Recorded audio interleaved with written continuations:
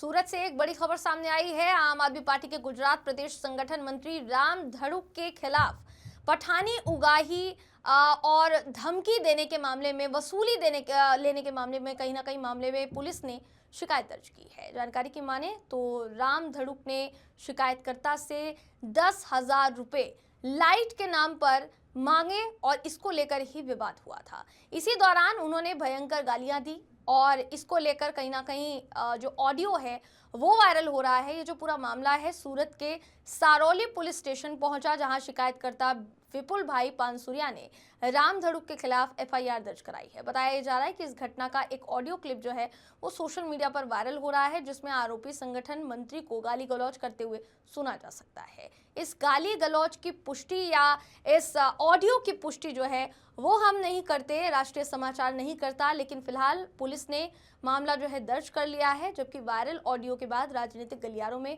हलचल मच गई है। ये वायरल वीडियो, अगर इसकी ऑडियो की बात अगर हम करें तो ये जो वायरल ऑडियो है ये गुजराती भाषा में है। आपको सुना देते हैं, सुनिए।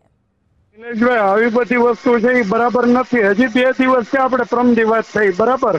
ગાડી જવાની છે રાતે, કાલ લગભગ આવશે। તમે મને છે ને એ તમે પહોંચાડો, બરાબર? હવે મારે આમાં વધારે કઈ વાત નથી કરવી। તમે મને છે ને પહોંચતું કરાવો એટલે હું છે ને છૂટો થાવ। આવી બધી વસ્તુ છે ને મને નથી ગમતી। નિલેશ